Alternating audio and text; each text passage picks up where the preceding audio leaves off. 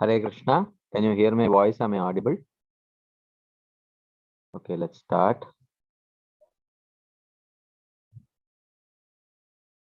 नमो विष्णुपदाय कृष्णप्रेष्ठाय भूतले श्रीमते भक्तिवेदांत स्वामिनिति नामिनि नमस्ते सरस्वती देवे गौरवाणी प्रचारिणे निर्विशेष शून्यवादी पाश्चात्य देशतारिणे जय श्री कृष्ण चैतन्य प्रभु नित्यानंद श्री अद्वैत गदाधर शिवासादि गौर भक्त वृंद हरे Krishna Krishna Krishna Hare Hare Hare Ram Ram Ram Hare Hare Hare Krishna. So thank you all very much for joining today's session. We have been discussing from the 7th chapter of Srimad Bhagavad Gita. The chapter is titled as Knowledge of the Absolute or Vijnana Yoga. So if you remember, in the first 6 chapters, Krishna speaks primarily about Pradhani Bhuta Bhakti, where Bhakti is secondary. Sorry, he talks about Guni Bhuta Bhakti, where Bhakti is Gauna or secondary, and Karma Jnana Yoga are primary. Okay. So, second chapter was primarily a description of generic Sankhya, a difference between body and soul, and then he described about the practice of Karma Jnana, etc., were described in brief. And then from third chapter, he described Karma Yoga. He introduced Sakama Karma and then Nishkama Karma Yoga, and he showed how material attachment in the form of lust or lust in the form of material attachment is a main obstacle to practicing Nishkama Karma Yoga. And the fourth chapter, he described about how Nishkama Karma Yoga is actually practiced and how eventually Nishkama Karma Yoga evolves into Jnana that he described. And then in the fifth chapter, he described about Jnana Yoga, the two types of Jnana Yoga, which is Karma Sannyas and Grahastha Sannyas. Okay, Karma Sannyas and Grahastha Sannyas. And then towards the end of fifth chapter, he introduced another means of attaining liberation apart from Jnana Yoga, which is Ashtanga Yoga. And in the sixth chapter, he describes about Ashtanga Yoga to attain liberation. And towards the end of the chapter, he says that this Ashtanga Yoga is superior to Karma Jnana, Tapasya, etc. But then towards the last verse, in the last verse of sixth chapter, he introduces Bhakti Yoga. Yoginam api sarvesham madgate nantaratmana shraddhavan bhajate yomam same yuktatamo mata. So he describes about how a Bhakti Yogi is better than all these other types of yogis, including the Ashtanga Yogi, the various types of Ashtanga Yogis.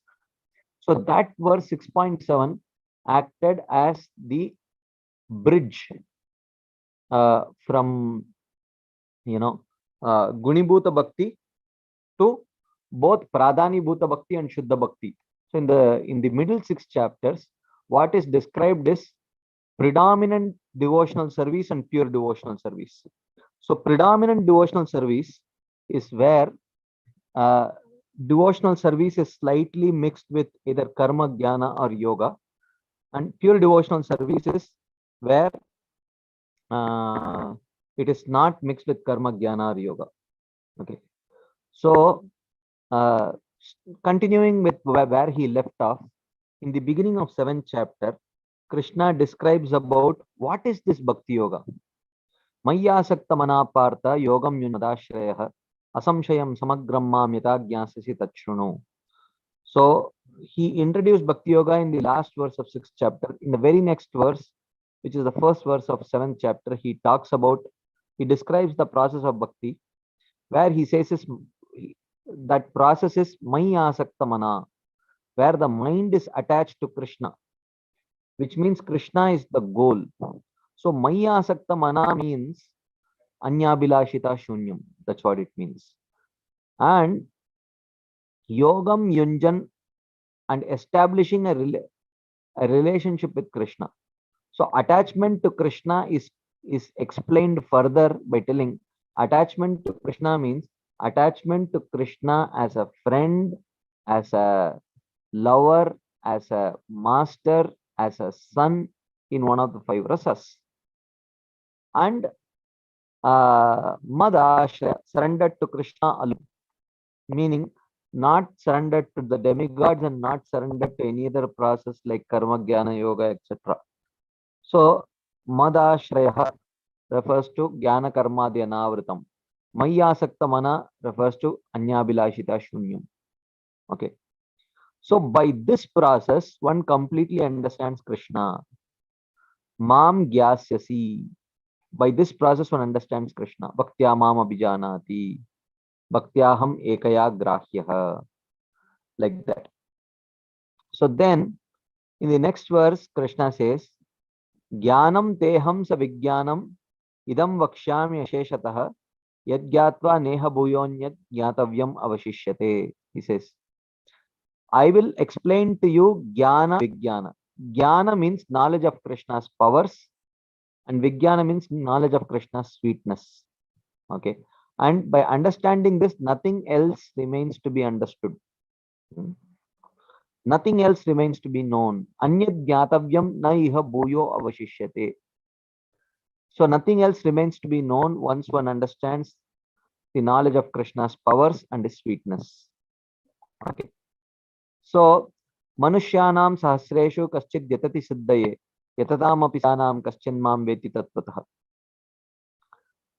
He says, amongst thousands of men, some attain success in their endeavors. Actually, very few actually endeavor to practice any spiritual activities. And amongst those who endeavor to practice any spiritual activities, very few actually attain success in their endeavors. Amongst those who attain success, hardly anyone knows me, because hardly anyone endeavors to practice pure devotional service. And if you don't practice pure devotional service, one cannot understand Krishna. Right? So that is what he says. Knowledge of me and realization of me are rare for the jnanis and yogis who were described in the previous 6 chapters. So, like that. And then he says that knowledge of Krishna starts with knowledge of Krishna's powers. So he talks about Krishna's material energies or energies, because knowledge, power means energy. So if someone is energetic, then he has to possess energy. So what are the energies of Krishna? Bhumirapo analo vayu kammano buddhirevacha ahankara iti yamme binna prakriti rashtada. So these 8 are his separated energy, which is material. Apareyam itasto anyam prakritim viddime param shiva bhuta mahabaho yayedam daryate jagat. Iyam apara, what I have described in the previous verse is apara. It is my inferior energy. Vidditu me param prakritim, but understand, O Arjuna, that I have a superior energy. Itastu anyam, which is quite different from the energy which I have already described. What is this energy? Jiva bhutam. It is the jivas.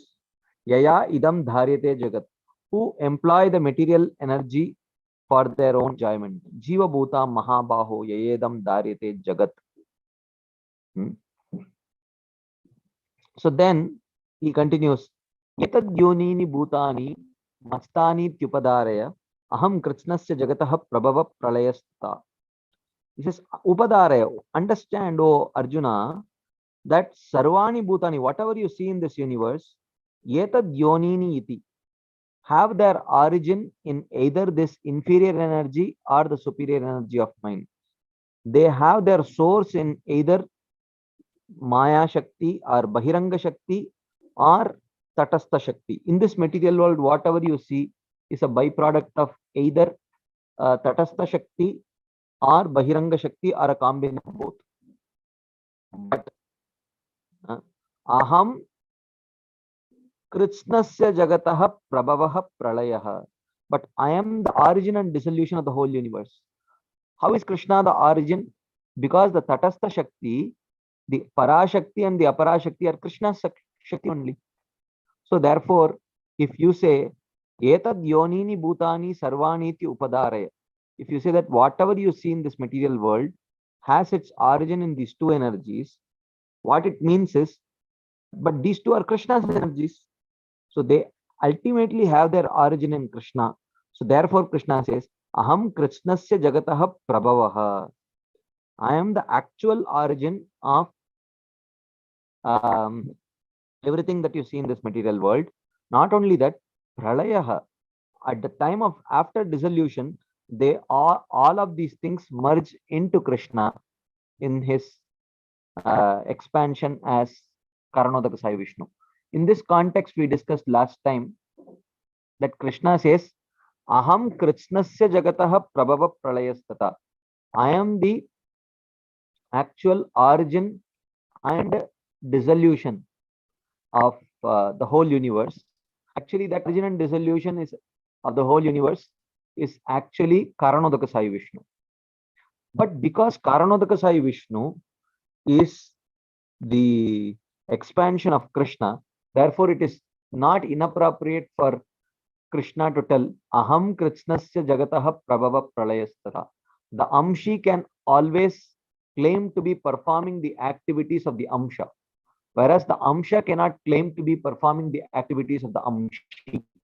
So, by the usage of this language throughout Bhagavad Gita, Krishna very silently and very, non-explicitly, he indicates that he is actually all these other incarnations, the Purusha avatars, the Guna avatars, the Leela avatars are all his amshas, is very beautifully indicated by Krishna in a very subtle way. Here, by using aham, maya, maya tatamidam sarvam jagad avyakta murtina. So in all these things, he is indicating some of the Purusha avatars. But by calling them aham, he very clearly indicates that all these other forms are his expansions only. He is the amshi and the others are amshas. Right? And then he says, Mattah parataram nanyat kinchidasti dhananjaya mayi sarvamidam protam sutre manigana iva. So the seventh verse is another classic example of the same principle. He says, Mattah parataram na anyat kinchidasti. There is nothing superior to me, O Dhananjaya. Mayi sarvamidam protam. Everything is pervaded by me. Sutre manigana iva. As pearls are strung on a thread. Mayi sarvamidam protam sutre manigana iva. Everything is pervaded by me means everything is said by Krishna in his expansion of Kshirodaka Sai Vishnu. So when Krishna uses the word Mayi here, it refers to Kshirodaka Sai Vishnu. And in the previous verse, when Krishna says Aham, it indicates Karanodaka Sai Vishnu, because both these forms are expansions of Krishna, they are amshas of Krishna. It's not inappropriate for Krishna to say Aham, Mayi, etc., indicating Karanodaka Sai Vishnu and Kshirodaka Sai Vishnu, because they are his expansions. Okay. Mayi sarvamidam protam sutre manigana iva. So in this 7.6 and 7.7, Krishna indicates that I am ultimately the source, the origin, the dissolution, and maintenance also. So maintenance of everything in this material world is done by the Paramatma feature. Okay. Maintenance means maintaining their dharma. Sugar has to remain sugar means sugar has to maintain its dharma of sweetness. So similarly, salt has to maintain its dharma of being salty. Water has to maintain its dharma of being liquid and all that. In order to maintain that dharma, Paramatma has to empower that element to exhibit that dharma. That is the meaning of Sutre Manigana Iva. Just like in a necklace, the thread which is holding the pearls is not seen, but that's what is holding the pearls together, because of which it is no longer called a collection of pearls, but it is called necklace. Similarly, it is Krishna in the form of Kshirodaka Sai Vishnu, who is Andantarastha Paramanu Chayantarastham, who existing between each and every atom actually empowers those elements to exhibit their um, dharma. So that is what Krishna is indicating here. Mayi sarvamidam protam sutre manigana iva. By me, everything is pervaded. By me means by me in my expansion as Kshirodakasaya Vishnu. That's what it means, right? So then further he explains that not only that, I am also the essence of everything and I am also the source of everything. Rasoham apsu kaunteya prabhasmi sashishuryayoho pranavah sarva vedeshu shabdakye paurusham drishu. So rasoham apsu kaunteya. So taste is the source of water. If you see in the elemental creation, which is described in the second canto and the third canto, we see that uh, the, the source of water is taste. So rasoham apsu kaunteya means when Krishna says I am the taste of water, which means I am the source of water. Ultimately, because everything is vibhuti. Prabhasmi sashishurayoho shuryayoho. So either I am the source or I am the essence. So here if you see Prabha Asmi Shashishayoho, he is the light of sun and moon because light is the essence of sun and moon. Pranavah Sarva Vedeshu Shabdakke. Shabdakke, I am the sound of ether. Sound is the source of ether. Paurusham Rishu, the successful efforts of men are Paurusha, is manliness is the essence of men. So he is the essence of men. In the same way, all these subsequent verses, Punyo Gandha Prativyamsha Tejaschasmi Vibhavaso Jivanam Sarvabhuteshu Tapaschasmi Tapasvishu. In all these verses, he describes either himself to be either the source of that particular thing in this world or the essence of that thing. Bijam Mam Sarvabhutanam Viddipartha Sanatanam Buddhir Buddhimatam Asmi Tejas Tejas Vinam. I am the eternal original cause of all living entities. Sanatanam Bijam. Okay.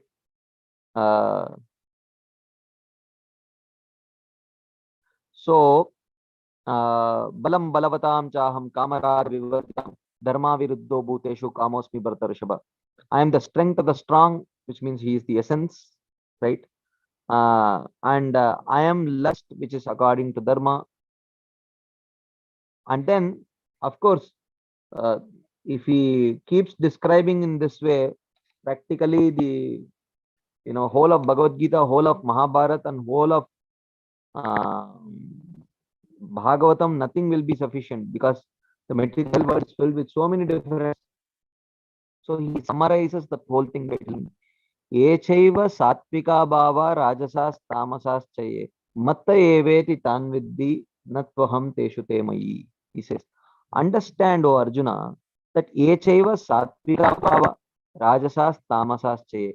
Whatever you see in this world, which is a product of sattvagun, rajogun, or tamogun, matta eva, understand that everything comes from me. Nat paham teshu temayi. I am not in them, but they are in me.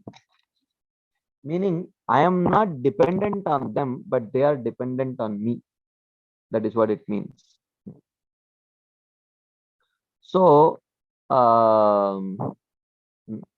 whatever you see in this material world, which is a product of sattva guna, rajoguna, or tamoguna, understand either their products, qualities, time, places, everything, whatever it may be a product of sattva guna, rajoguna, or tamoguna, understand that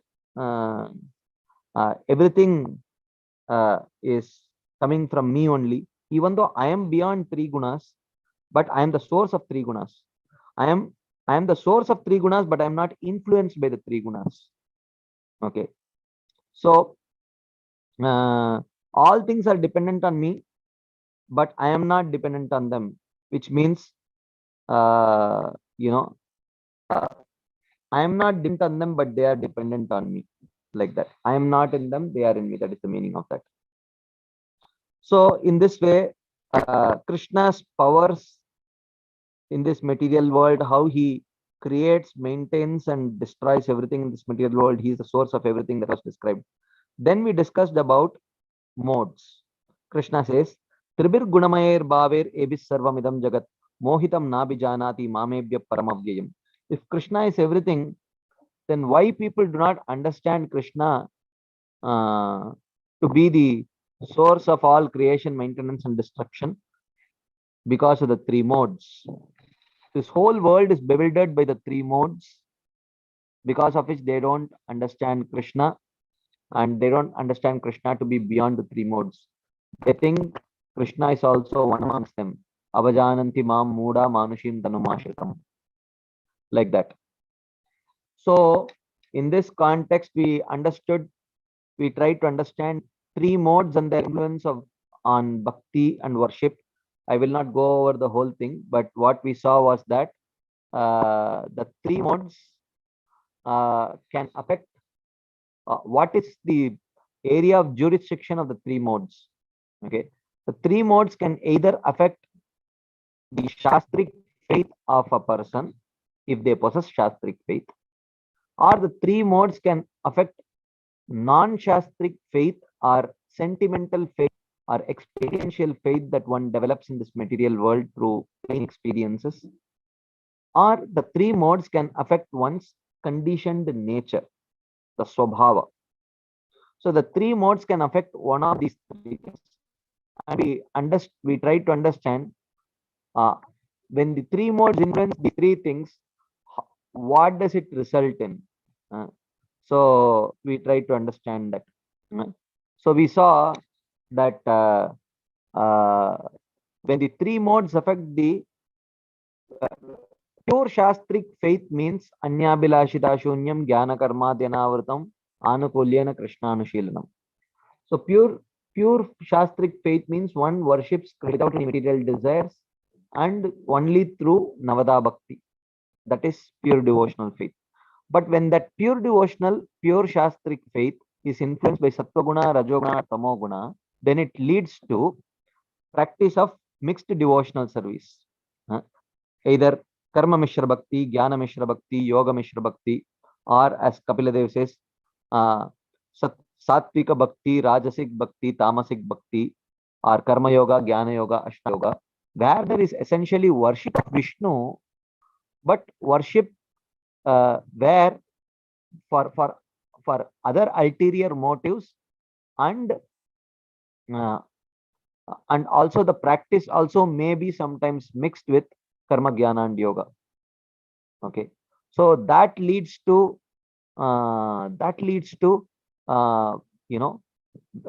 shastric faith is indicated by worship of Vishnu, but the influence of the modes is indicated by a change in the abhilasha, a change in the abhideya and prayojana.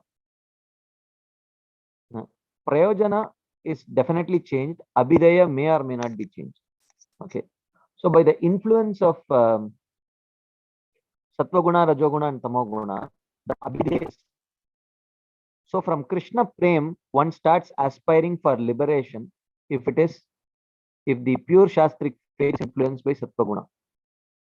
Okay, and the goal would become some material goal or something like that, enjoyment in the swarga and things like that, if the pure shastric faith is influenced by Rajoguna.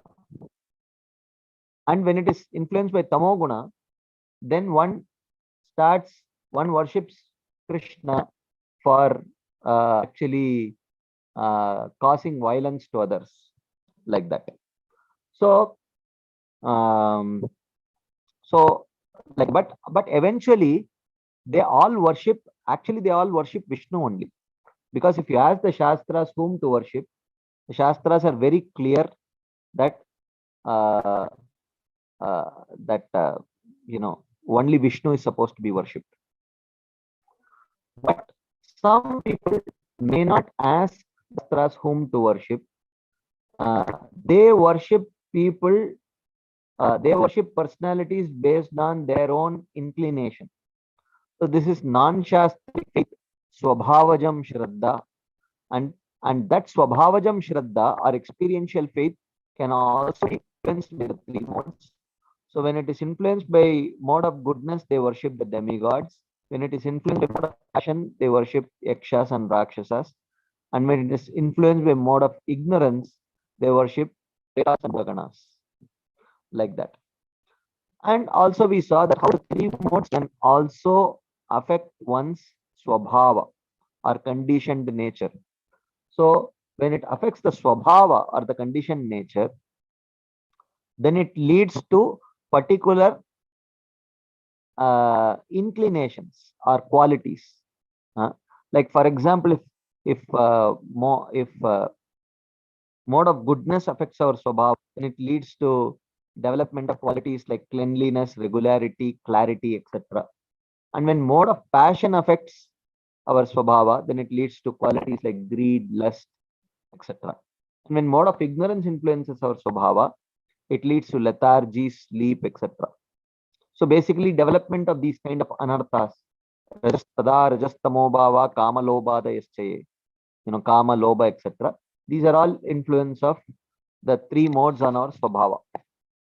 So basically, we sadhakas are, as we saw, we possess this pure devotional faith, but we have a contaminated swabhava.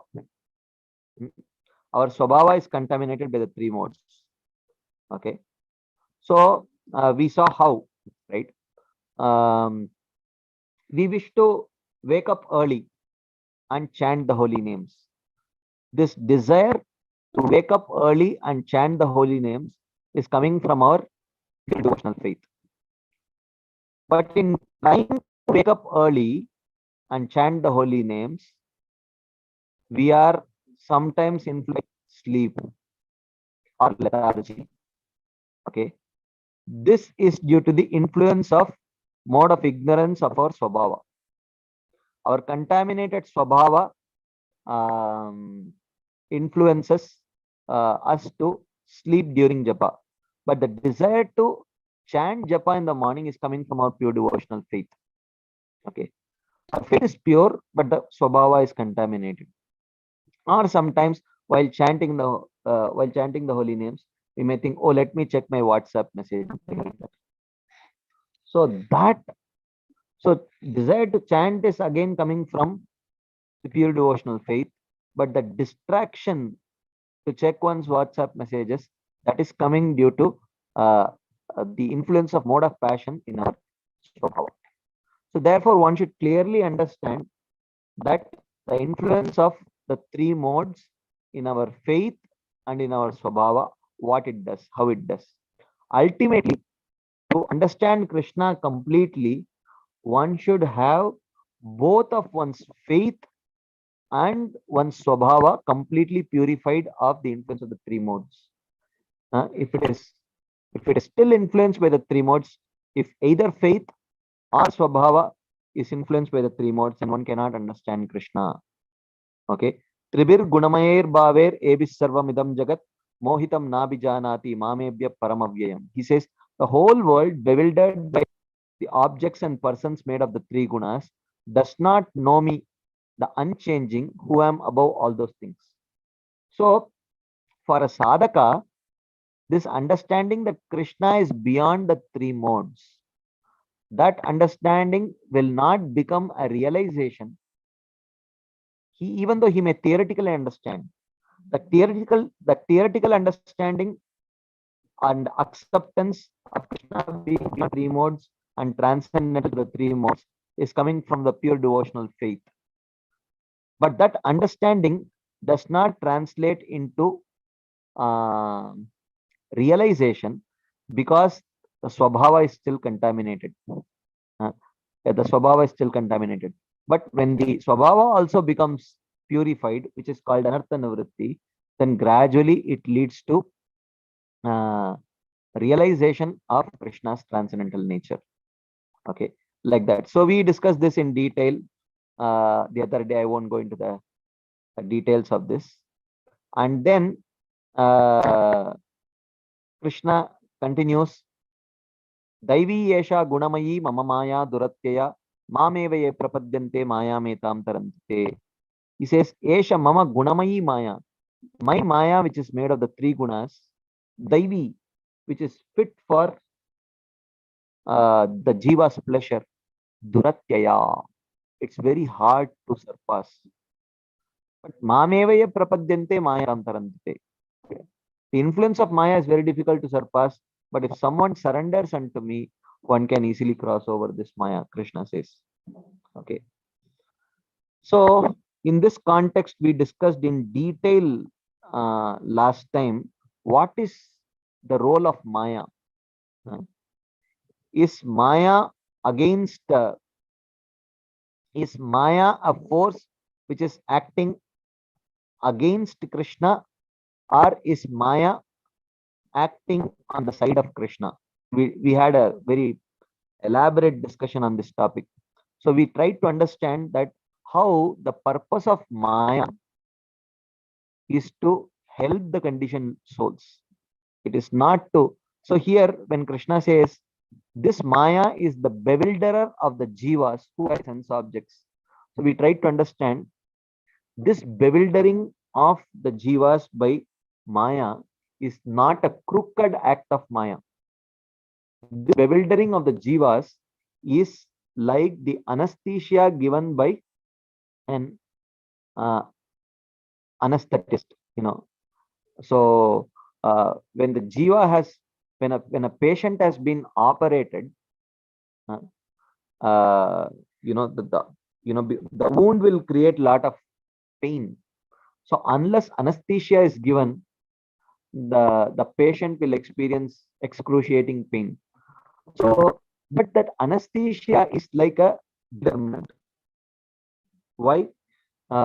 Because unless the patient is bewildered into thinking that, okay, everything is all right, there is no pain, he will actually be unable to tolerate that pain. Similarly, we saw that how when the jiva has decided to enjoy separately from Krishna, uh, if the jiva is told that actually you are not this body, you are the soul, and you are a part and parcel of Krishna, and you have absolutely no scope to enjoy separate from Krishna, then it leads to a great pain to the jiva. So that pain has to be subdued, that pain has to be ameliorated. And that ameliorating agent is Maya. So she gives a gross body and a subtle body with which the jiva can identify with and think that he can enjoy in this material world. But if that Maya is not doing that, then the jiva will suffer. Okay. So ultimately, we try to understand. I am just cutting the whole discussion into short. Actually, the uh, Maya, the Shastras and the Vaishnavas, they have a common uh, mission to help the jivas get back to the lotus feet of Krishna. Okay, so whatever is needed, they they help the jiva accomplish that. So ultimately, uh, uh, when Krishna says that that Daivi Yesha Gunamayi Mama Maya Duratyaya. Mamevaya prapadyante maya metam tarandite. When Krishna says that it is very hard to surpass Maya, so Maya is not an enemy. Maya is like an examiner who sets a very tough question paper. Okay, so that those who come out of uh, those who pass that exam are really qualified. So Maya's role is to ensure that a jiva without uh, uh, with premature purification does not reach the spiritual world and suffer. That is the purpose of Maya. So when Krishna says Mama Maya Duratyaya, it is very difficult to surpass the influence of my Maya. He's not, it should be understood in the sense of, oh, she is a very expert examiner. You cannot pass her exams very easily. But the examiner is not a sadistic person. That examiner wants to ensure that uh, the examination results perfectly reflect the qualification of the person. Okay. So that qualified persons only pass the exam. That is the purpose of that examiner. So when Krishna says Maya Duratyaya, it should be understood that this is an appreciation of Krishna's Maya potency. Hmm? So Krishna is appreciating Maya. Oh, she does a really good job. Huh? And she will ensure, and you will be able to cross, uh, you will be able to cross uh, her influence only if you take shelter of me. And if you actually take shelter of me and cross over her influence, she will be the happiest person. So there is, so in this context, we were discussing last week that there is no evil force acting against any jiva uh, to ensure that the jiva remains in the material world and suffers in the material world. There is no such evil force. Maya is not that kind of evil force. So, but Maya is definitely a tough examiner. And if we understand the way it works and eventually take shelter of Krishna's lotus feet, then we will become qualified to go back home, back to God, like that. Okay.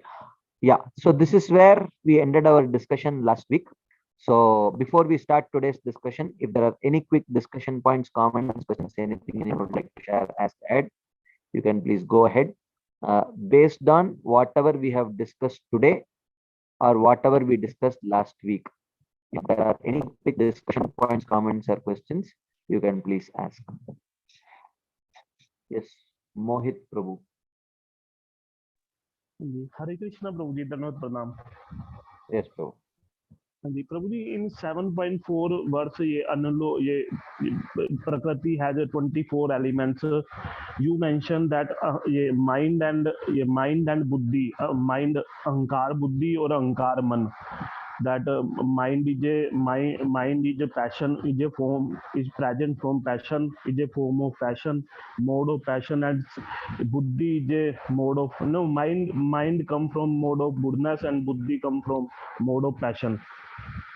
So can you explain this, Prabhuji, why this is so? Why it is so is not explained in Bhagavatam, but it just says that mind is a byproduct of mode of goodness and buddhi is a byproduct of mode of passion. But that does not mean that mind and intelligence are in themselves mode of goodness or passion. So mind and intelligence are yeah, whatever whatever modes, predominant modes the impressions have, the vasanas. The vasanas are predominantly um, in mode of goodness, then mind and intelligence are in mode of goodness. If the vasanas are predominantly in mode of passion, then mind and intelligence are in mode of passion. So even though they may be byproducts of false ego in the mode of goodness or passion, but they themselves are you may have a stainless steel glass uh, or you may have a plastic glass. So you may have a stainless steel glass or a plastic glass, but ultimately if the stainless steel glass is filled with cold water, it will be cold. If it is filled with hot water, it will be hot. So ultimately, even though they may be products of mm, they may come from sattva guni ahankar, rajoguni ahankar, but ultimately it is the kind of vasanas that are accumulated uh, in one's mind or intelligence that actually disc whether they are mind is in mode of goodness or passion or ignorance, like that. Yes, because Prabhuji, I was confused because buddhi is superior to mind, and buddhi, and you said that buddhi is a byproduct of mode of passion, and mind is a byproduct of goodness. So there I was confused. Okay. And you said, and Prabhuji, another thing, Prabhuji, that you said Paramatma is pervaded, Krishna function through Paramatma and pervaded in every item. Uh, so, Prabhuji, I want to ask that, like mobile, like I am listening your lecture, attend your class. Mobile perform its dharma. So, Paramatma is Paramatma present in mobile also, Prabhuji? This. Yeah, there are many elements in the mobile phone. You know, the silicon is there, oxygen is there. They combine together in the form of silica, which are used in the chips and all those things. All those have particular nature. They are able to exhibit their nature because Krishna is empowering them to act in that particular way. Okay, and Prabhuji, like smell is a sense object of earth. So can you explain this, Prabhuji? And sound, sound is sense object of air. So what does it mean, Prabhuji? मतलब ये touch. I did, मतलब I did, we can, yes, Prabhuji. yeah. Sorry, Uh, sorry, Prabhuji. your What? your internet is poor, Prabhu. Okay, that's why there is some. No, Uh, Prabhuji, use मतलब I heard your ये question. can you I hear heard me, your. Prabhuji? I heard Can you your hear? question. I heard your Yes. question. Yeah. So, uh, so ether is the uh, sound is the tanmatra of ether. So ether, Ether means sky, Prabhuji. Sky. Ether. Ether yeah, means yeah. sky. Okay. There is lot of background noise that is coming from where you are. I don't know whether it is electronic or actually there is some background stuff happening. I don't. But I can hear you properly, Prabhuji. Okay, I switch off my fan. Yeah, you can hear us, but we can hear a lot of other background noise from you. I will mute you and then I will unmute Okay. you later. So, so ether, sound is the tanmatra of ether. So from ether, only sound can be transmitted. Then air has the primary tanmatra of air is touch, but it also has sound. So that is why when you blow air into the flute, sound comes. Okay. So then there is sound and touch. You can when the fan is blowing air, you can feel the sensation of air in your skin, right? But at the same time, you can also hear the fan rotating. That is because air also has the tanmatra of sound. And fire has primary tanmatra of fire is vision, form. You can see fire. It has the sense of touch also, because when you touch fire, you get burnt. And it also has sound. When fire is burning, you hear the sound of the fire also, right? So like that. And then water has the primary tanmatra of water is taste. Okay, you can taste water, but you cannot taste fire, you cannot taste air, you cannot taste air, but you can taste water. And water also has a sense of touch. When you touch water, you can feel water. Water also has a sense of sound. When the water flows, you can hear. Okay. And water also has a sense of form. You can see water. And earth has all the five tanmatras, even though the primary tanmatra is smell. Okay. So ether, air, water, and fire. All these four do not have smell. Only earth has smell. Okay. Only earth has smell. Okay. So, but apart from that, earth also has the other four tanmatras, which is sound. You know, earth has sound also. That's why when you beat mridanga, you hear sound. Earth has touch also. You can touch and feel the earth. Earth has form also. You can see the form of mridanga. and earth has taste also. Salt, etc. you can taste. And additionally, earth also has fragrance. So like that, this is what it means. Is that clear, bro? Hare Krishna, Prabhuji. Yeah. Hare Krishna, Prabhuji. Yes, Prabhuji. What is the meaning of earth, Prabhuji? What comes in earth? Earth, like you said, na mirdanga. Matlab, what is the link of mirdanga with earth? What comes in earth? What is mridanga made of? Mirdanga made of wood. Now, wood is earth or air or water? Wood is earth. Yeah, that's what. Okay. And Prabhuji, like we say that you gave the example of Paramatma, and Krishna is a form of smell. When we visit some go from some dirty place, there are lot of bad smell come. So that smell is also form of matlab Krishna, essence of taste, essence of smell. Matlab that is also form of Krishna. Prabhuji, smell. The Because power that of smell, Krishna. yeah, because that is its he says yechaiva satvika bhava rajasas tamasas chaye. Whatever you see in this world which has a source of sattva, rajas, tamas, everything, Krishna says he is the source. So there is tamoguni fragrance also. He is the source, but he is not the direct source. He is the source through the three gunas, which is also through the agency of Maya, like that. Okay, and like Prabhuji, yeah, like Prabhuji, we cut vegetables and we throw the upper waste of vegetable in dustbin.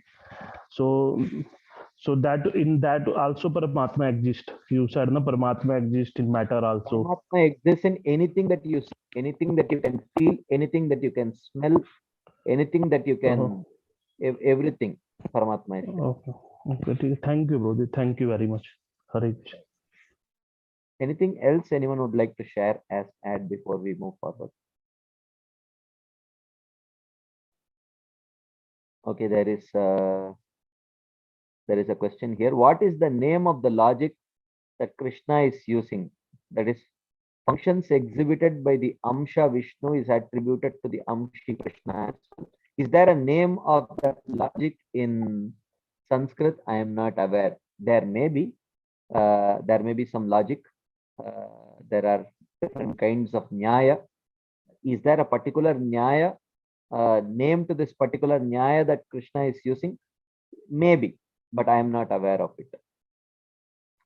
Anything else anyone would like to share as add?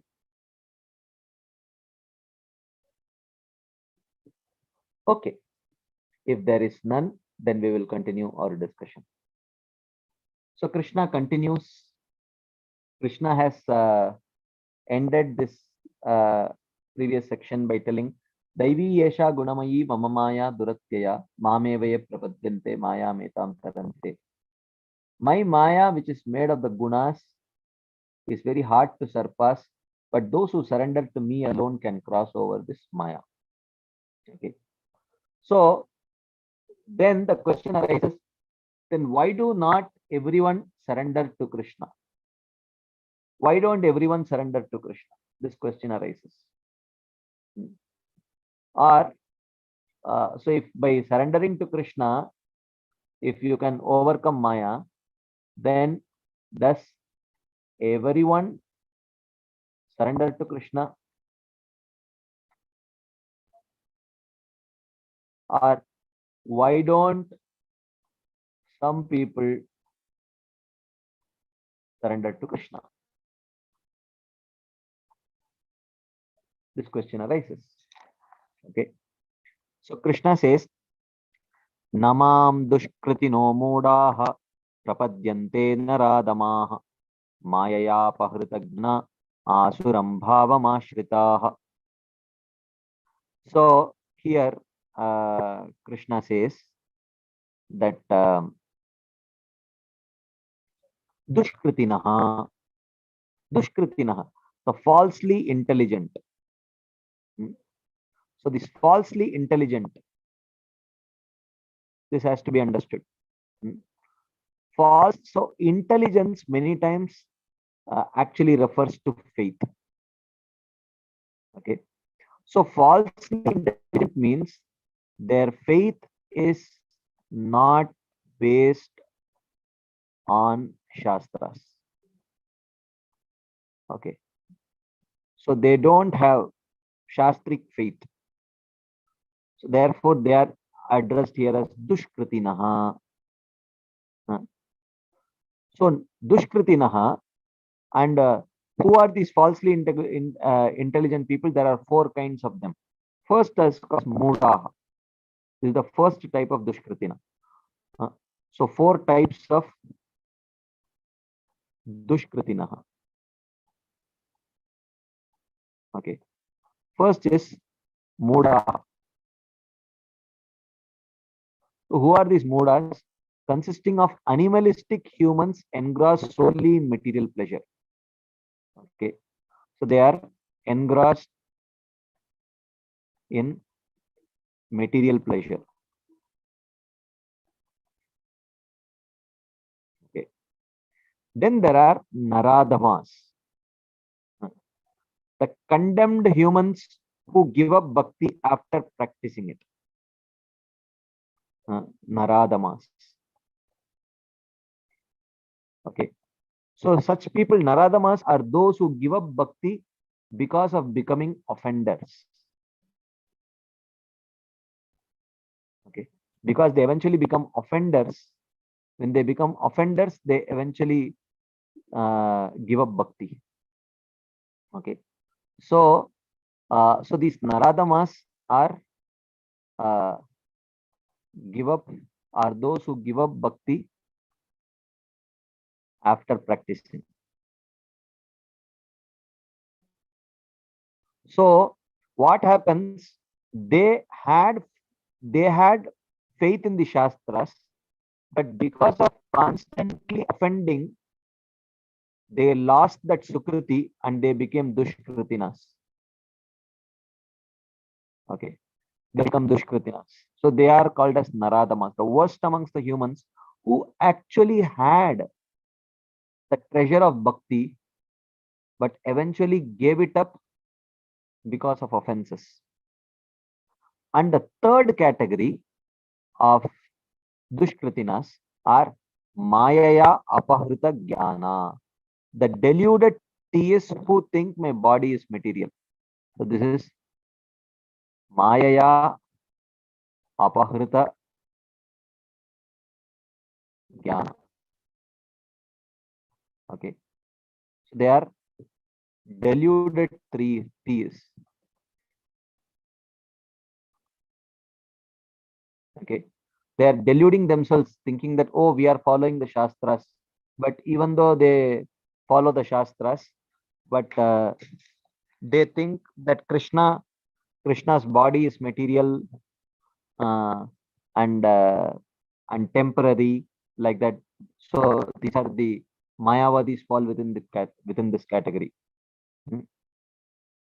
And the fourth category are Asuram Bhavam Ashritaha. So they do, and the demons who attack my form. So these are demons. Okay. So such people do not surrender to me. Okay. But in essence, they are falsely intelligent. They are falsely intelligent. They are Dushkritinas. Their faith is not based on Shastras. They don't ask the Shastra whom to surrender to. Whom should I take shelter of? They don't faith in Shastras. So therefore, they don't have either they don't have faith in Shastras at all, or they don't have proper faith in Shastras. So such people, they don't surrender to Krishna. And within that, there are four categories. First categories are Mudas, who are interested only in material pleasures and nothing else. So they are they have no time or interest to study the Shastras. Second are the Naradamas, who were once practicing bhakti, but because of committing offenses, eventually they lost that bhakti. So that is the second category. And the third are the Mayaya Apahrita Jnanas, who seemingly take shelter of Shastras, but in a very twisted way, and they misunderstand the Shastras, and they think that Krishna's form is material and all that. And the fourth category are Asuram Bhavam Ashritaha, the demons who are willing to attack Krishna's form. Okay, so they are naturally inimical. So such people actually they lack the Sukriti. Therefore, they are called as Dushkritinaha. They have false intelligence, which is which is not based on Shastras. Okay. And such people, Namam Prapadyante, they do not surrender to Krishna. And because they do not surrender to Krishna, Mayam Etam Na Taranti. Therefore, they do not cross over the influence of Maya. Because only those who surrender to Krishna, Mamevaye Prapadyante Mayam Etam Tarantite. Only those who take shelter of Krishna can cross over the influence of Maya. But because Namam Na Prapadyante, because they do not take shelter, they cannot cross over the influence of Maya. So here he says, do not the wise then surrender to you? Because he says that to cross over Maya is very difficult, but if you surrender to me, you can cross over. Then Arjuna asks, oh, then the wise people should surrender to you. He says, yes, those who are wise surrender to me, but those who only think themselves do not. So these four kinds of people are falsely intelligent, meaning they only think that they are intelligent. Okay. Dushta means evil or spoiled, and Kritinaha means clever. Kurvanti Kritinaha kechit chaturvargam trinopamam. So Kritinaha means clever, but Dushkritinaha means Dushta Kritinaha. They are clever, but the cleverness is evil or spoiled. Spoiled. Those who have evil intelligence are of four types. Okay. One is the Muda, the fool who is equal to an animal. He pursues only animalistic enjoyment through his work. It is said, Nunam Daivena Vihata Yecha Achyuta Kata Sudam Hitva Shrinmant Yasad Gata Purisham Iva Vidbujaha.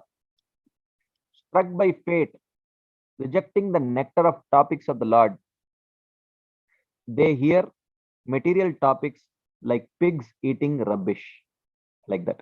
So they have interest only in material things, material enjoyment.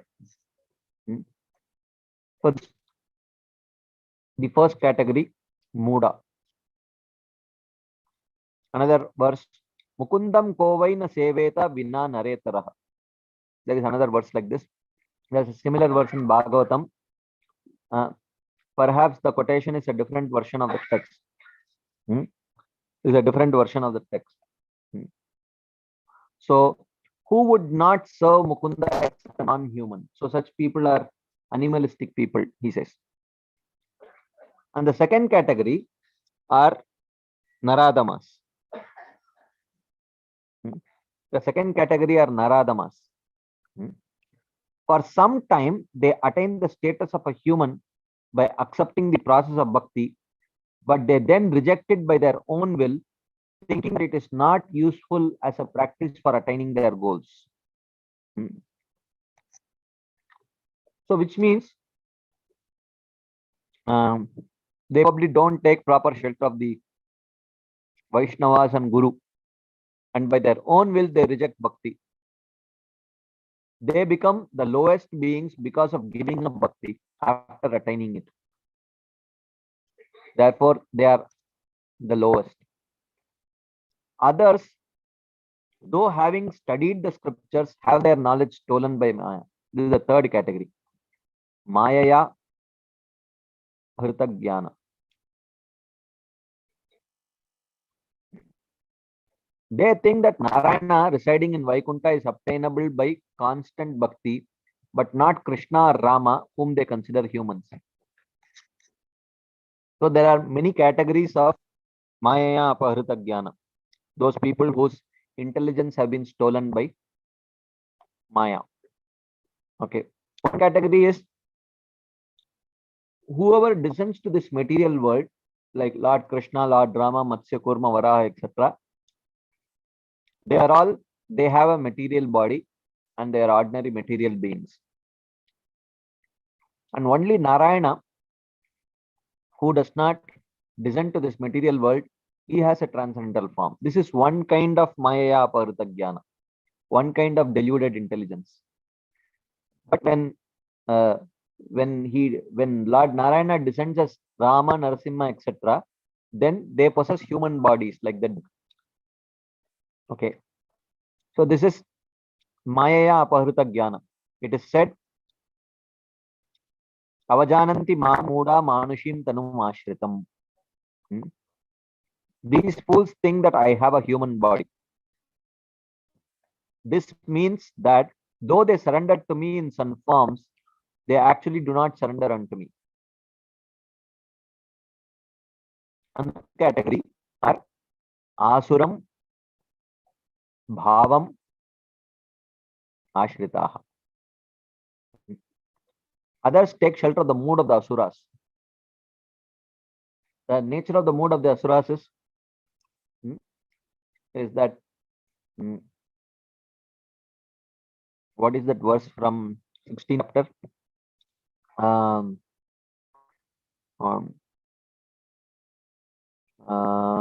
What is that verse where Krishna says that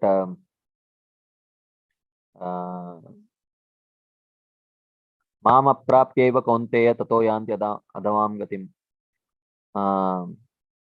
What is that verse? Mam aprapyeva kaunteya tato yanti adamam gatim. What is the beginning of that verse? I am not able to recollect. They hate Krishna. Okay. Asuras like Jarasandha, seeing my form, they attack it with arrows. So people are Asuras. They also lack that Sukriti. They even try to destroy my form in Vaikuntha by their bad arguments based on faulty logic such as insisting on visible proof.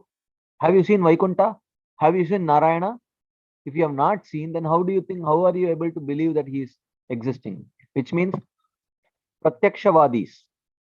These Pratyakshavadis also fall in the category of demons.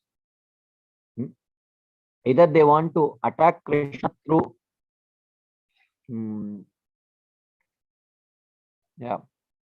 what is the one before that? Asuri Myoni Mapanna Muda Janmani. What is the previous verse to this?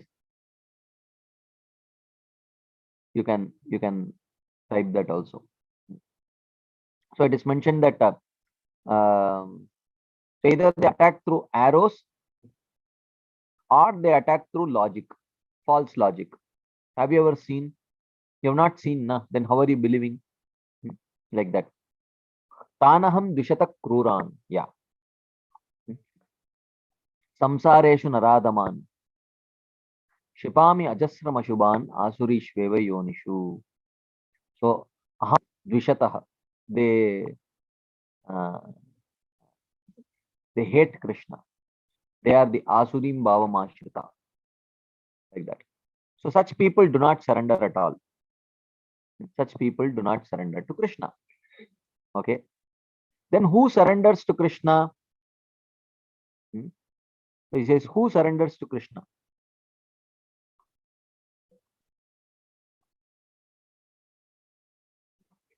Who surrenders to Chaturvida Bhajante Mam Jana Sukritino Arjuna Arto Jigyasur Artarti Jnani Bharata Rishabha. Chaturvida Sukritino Jana. 4 types of religious persons. Those who possess Sukriti, Mam Bhajante, they worship or they surrender unto me. So 4 types of Sukritinas are religious persons. They surrender to Krishna, O Arjuna. And these Sukritinas are of four types. Okay, four types. Okay, first are Artaha, one who wants relief from suffering. Actually, suffering is the cause of seeking shelter, and Sukriti is the cause of seeking shelter of Krishna.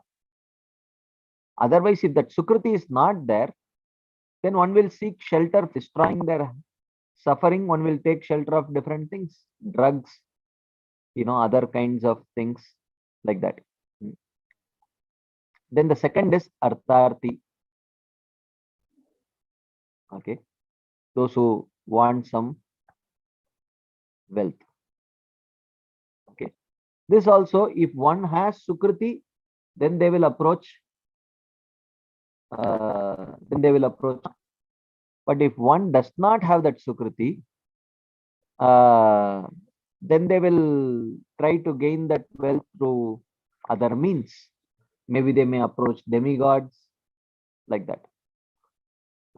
Then the third is Jigyasu. Jigyasu is an inquirer. Okay, where he is not happy just with his temporary desires, material desires are being fulfilled, or he is not just with relief from material sufferings. So he is not happy with these kind of things. He wants some long-term solutions. So therefore, he is inquiring into what is the long-term solution for these problems. How can I get long-term freedom from suffering, or long-term happiness, like that. And then the fourth is a Jnani. Who is this Jnani? We will see. Okay. So then the question is, then who worships you? So four types of people worship me. Those who follow the rules of Varnashrama, it is the Sukritinaha, they worship me. Okay. Among them, some desire relief from affliction, from calamities like sickness. So for that purpose, they worship Krishna. Okay. So the point is, so to follow the rules of Varnashrama, worship me. Which means the corollary to this is that those who do not worship Krishna are not actual followers of Varnashrama. This is the point. So therefore, there is nothing called as demigod worshipping Brahmana, or even though for our speaking purpose we may speak in that way, but according to the strict shastras, if one does not worship Krishna, if he is just a mere demigod worshipper, or he does not worship anyone but very strictly follows the rules and regulations of Varnashrama, he cannot be, in the strictest sense, he cannot be called a Brahmana, Kshatriya, Vaishya, or Shudra, ideally. Okay, but what is practiced is different, but ideally. Okay, amongst them, some desire relief from affliction, from calamities like sickness. So this is Artha. Some desire knowledge of Atma, or desire knowledge of scriptures with grammar. This is Jigyasu. Some desire enjoyment in this life next, with land, elephants, horses, women, gold, and other such things. So this is Artharthi. Okay. These persons worship me. These three are Sakama Grihasthas. Okay. These three are Sakama Grihasthas. Artho, Jigyasur, Artharthi are Sakama Grihasthas. Okay. And the fourth type, the Jnani, is a sannyasi. He is Nishkama. With pure heart, who worships me with devotion. He is Nishkama without any material desire. He has no material desire. There is a footnote here by Srila Bhanuswami Maharaj. He says, in this definition, the Jnani does not have a desire for liberation. The devotee desiring liberation is mentioned at the end of the chapter as a Sakama Bhakta. This is Jara Marana Mokshaya Mamashita Yatantiye. So that verse talks about a person who takes shelter of Krishna for the purpose of uh, for the purpose of liberation. Okay, like that. So these four types of devotees qualified for Pradhani Bhuta Bhakti, in which Bhakti is the principal component, have been enumerated. So these four kinds of people are Pradhani Bhuta Bhaktas, predominant Bhaktas, where their practice has a predominance of Bhakti, but it is also mixed with Karma, Jnana, Yoga, etc. Okay, like that. So the first three types of persons have Karma Mishra Bhakti. So Artha, Artharthi, and Jigyasu. So these are Karma Mishra Bhaktas. The fourth, so the one who is mentioned as Jnani is actually a Jnana Mishra Bhakta, where his practice is predominantly devotion, but there are some tinges of Jnana in that practice. Later in the book means in the 8th chapter, Yoga Mishra Bhakti will also be described in verse like Sarvadvarani Sanyamya. This is the 8.12. In the 8th chapter, we'll talk about Yoga Mishra Bhakti, where there is predominance of Bhakti, but there is some of Yoga also. But Kevala Bhakti, or unmixed with Karma or Jnana, was also described in the beginning of this chapter with the words Maya Sakta Manapartha. So, Kevala Bhakti is also mentioned in the beginning. Maya Sakta Manapartha Yogam Yunjan Madashraya. Maya Sakta Mana indicates Sanya Bilashita Shunya. And Madashraya indicates Jnana Karma Dhyanavritam. So that is pure devotee. Kevala Bhakti. Kevala Bhakti will also be described in the 8th chapter with Ananya Chetaha Satatam, and in the 9th chapter with Mahatmanastu Mampartha and with Ananya Chantomam. So in between, here and there, pure devotional service will also be described by Krishna. But in many places, he describes Pradhani Bhuta Bhakti or predominant Bhakti. The Lord describes these two types of Bhakti, that is Pradhani Bhuta and Kevala Bhakti, in the middle 6 chapters of the Gita. From chapter number 7 to chapter number 12, he talks about predominant Bhakti and pure Bhakti. The third type of Bhakti, that is Gunibhuta Bhakti, processes in which Bhakti is a secondary element, is seen in the Karmis, Jnanis and Yogis who predominantly desire results for their actions, that is Bhukti or Mukti. So this was described in the first 6 chapters.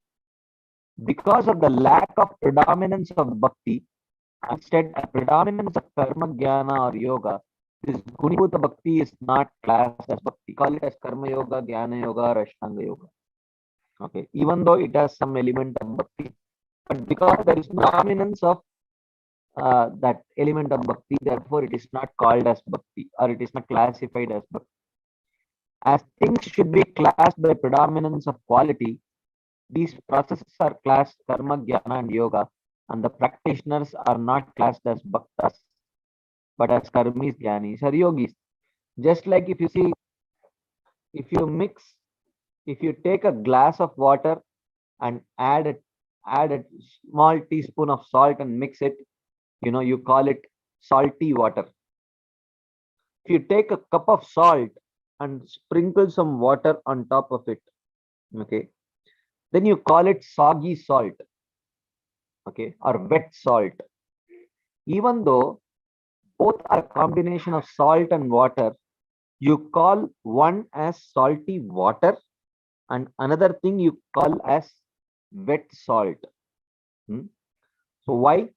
Because that salty water, there is a predominance of water, and in the wet salt, there is a predominance of salt. Okay. So therefore, you call it like that. Similarly, when there is a predominance of the element of bhakti, then you call it as bhakti. Karma Mishra Bhakti, Yoga Mishra Bhakti, Jnana Mishra Bhakti. But when there is a predominance of karma, jnana, or yoga, then you call it karma yoga, jnana yoga, ashtanga yoga, like that. You don't call it as bhakti, even though it has the element of bhakti, but only in a smaller quantity, like that. So he says the result of sakama karma is swarga. The result of nishkama karma is jnana yoga. And the result of jnana and ashtanga yoga is nirvana moksha or impersonal liberation. So this is result of results of Gunibhuta Bhakti. Okay. So the result of Sakama Karma is Swarga. The result of Nishkama Karma is one becomes purified and it becomes qualified to practice Jnana or Jnana Yoga. And the result of Jnana Yoga and Ashtanga Yoga is impersonal liberation, Saijya Mukti. Okay. And the results of the two types of Pradhani Bhuta Bhakti are described as follows. Amongst the type of Pradhani Bhuta Bhakti, the first three are Karma Mishra Bhakti or Sakama Bhakti. Okay. The Artha, Artharthi, Jigyasu. So these are Sakama, they practice Sakama Bhakti. Okay. They want some results. The result of this bhakti is attainment of their respective desires. That is deliverance from suffering, attainment of scriptural knowledge with materialistic method, and gain of material benefits. So this is for Artho, Jigyasu, and Artharthi. So they get their respective desires fulfilled, and after that fulfillment of that desire, because the superior nature of their object of worship, which is the Lord, those devotees attain liberation in the form of Salokya, attaining the same planet with predominance of happiness and power. Sukha Ishwaryottara Mukti. So this is called as Sukha Aishwarya Uttara Mukti. This is also called as Salokya Mukti. They attain the planet of the Lord when they follow this when they follow this Sakama Bhakti. So then they get this then they attain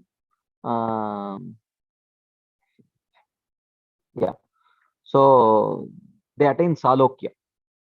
Okay. This is the result of Karma Mishra Bhakti. Okay. And there is no fall down as in the case of exhausting enjoyment in Swarga as a result of karma. Shine Punya Martelokam Vishanti, we say.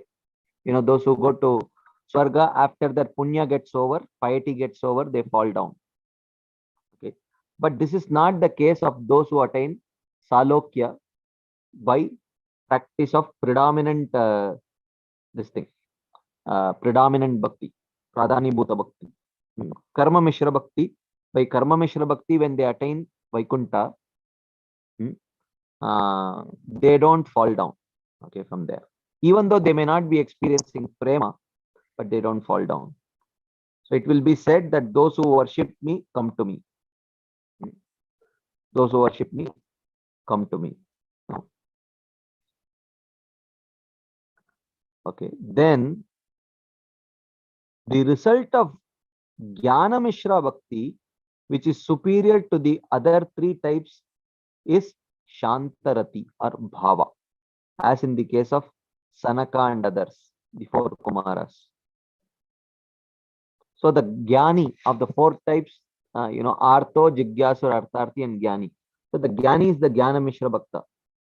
So the Jnana Mishra Bhakta, the result of Jnana Mishra Bhakti is Vaikuntha, and in Vaikuntha one attains what is called as Shanta Rati. So Rati is the preliminary stage of rasa or prema. So they don't attain prema, but they attain something which is a very rudimentary form of prema, which does not blossom further. Okay, it remains a bud only. But sometimes, because of exceptional mercy of the Lord and his devotee, the result of Jnana Mishra Bhakti is the supreme position of prema, as in the case of Shukadeva Goswami.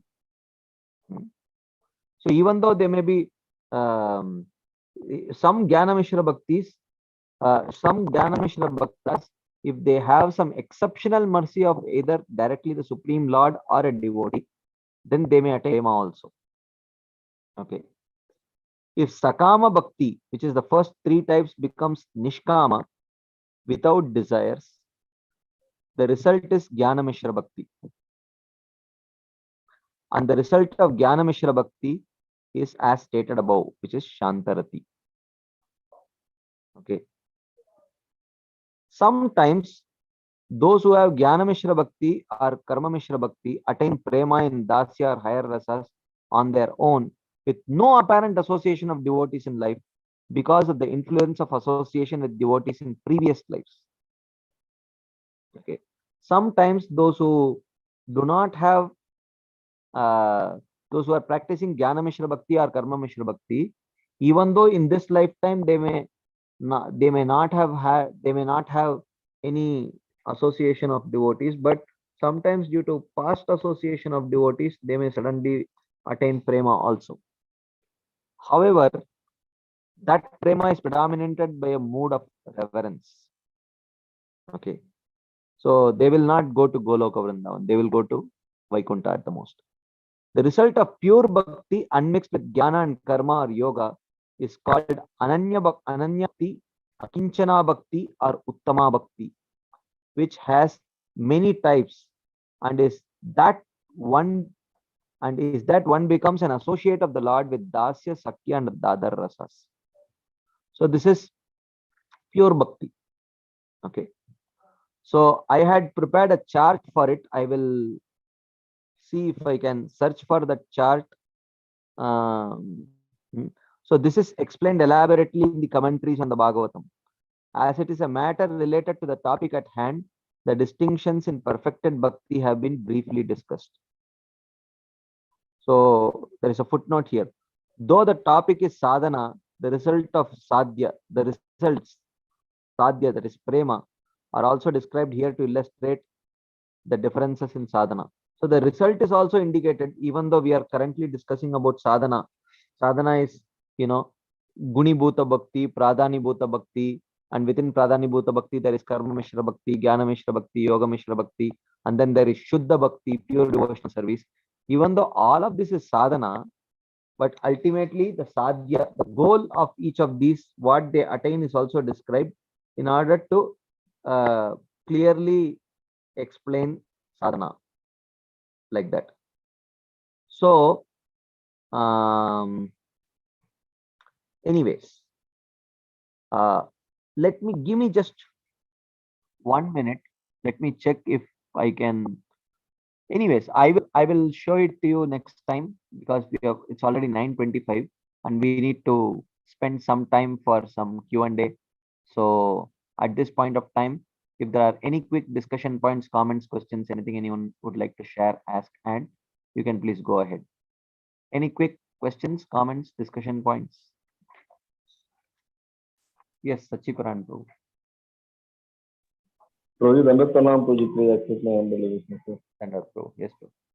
So regarding Sanat Kumaras, when they enter into Vaikuntha, that time the Jnana Mishra Bhakti is turned into Prema, na? Because of that Tulsi's smell. Yeah, it reaches till Bhava at least. But because of, even though they were qualified for Prema, but because of their offense towards the Jaya and Vijaya, it remains as Shanta Rati only. That is how our Acharyas explain. But even at the stage of Bhava, you experience the sattvika vikaras, as tears flowing from the eyes, hair standing on end, those symptoms are experienced even at the stage of bhava. So that's how in Bhagavatam they are seen to experience such things. So, Prabhuji, in case of those who are Jnana Mishra or Karma Mishra Bhaktas, in terms of Pradhani Bhut Bhaktas, they consider that due to the Bhakti, there is no exclusive shelter of Bhakti, and they mix up with the Karma and Jnana. So, that's why they are been labeled as Jnana Mishra and Karma Mishra, na, Prabhuji? Yeah. So, exclusive shelter of Bhakti means whatever the 9 process of devotional service that we follow, taking shelter of any one of the process of that 9 process is called the Shuddha Bhakti, na? Yes. And mixture means if you add any other process apart from these processes, like and showing the dependency on that process is a mixture of that. Yes. Okay, boy. Thank you, boy. Correct. Anything else anyone would like to share, ask, add before we wind up for the day?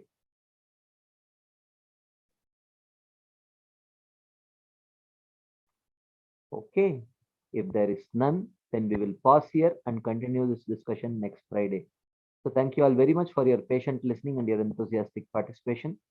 Srila Prabhupada Jai, Srila Vishwanath Chakravarti Thakur Paad ki Jai, Srimad Bhagavad Gita.